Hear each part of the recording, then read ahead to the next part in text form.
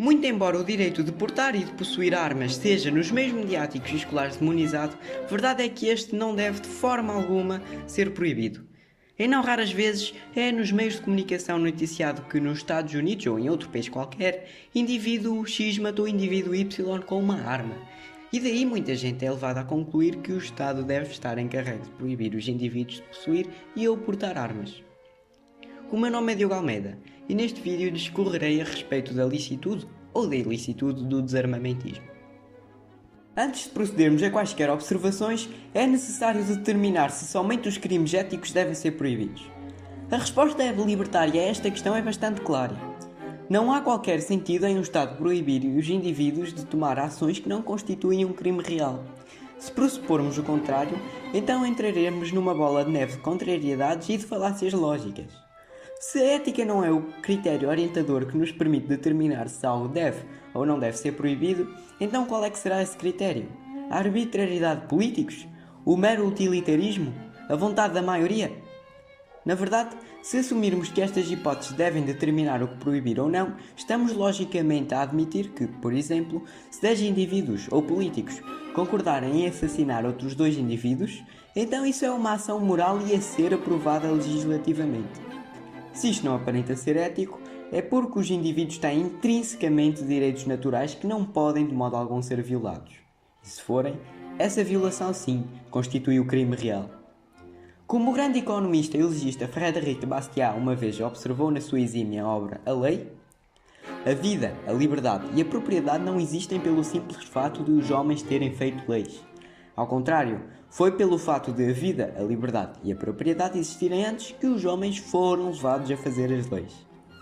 De facto, a lei é justiça e esta está completamente dependente da ética. E o que a ética nos diz é que não há crime sem vítima.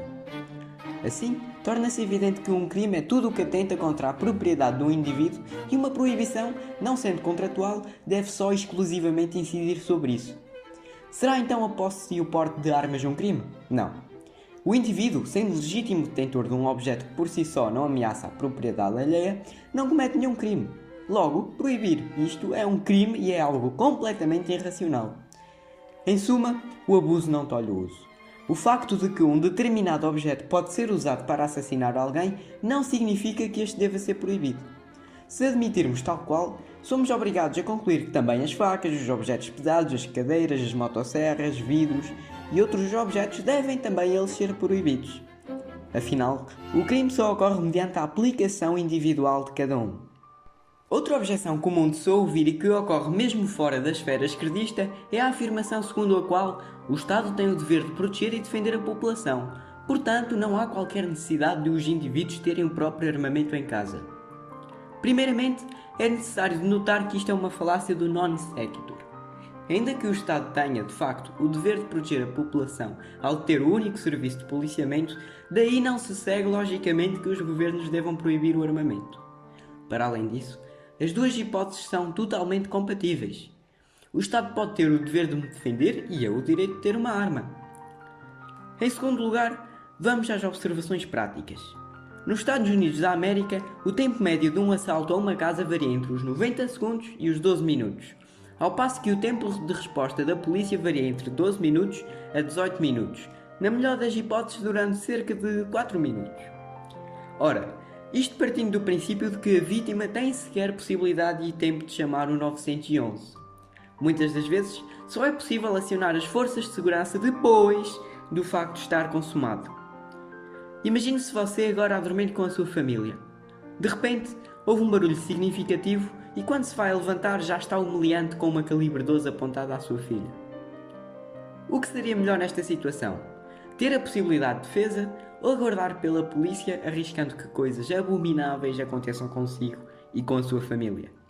Certamente, ter também uma arma para neutralizar a ameaça quando possível é o ideal. Muitos podem agora objetar. O ladrão só tem a arma porque as mesmas são permitidas. Errado.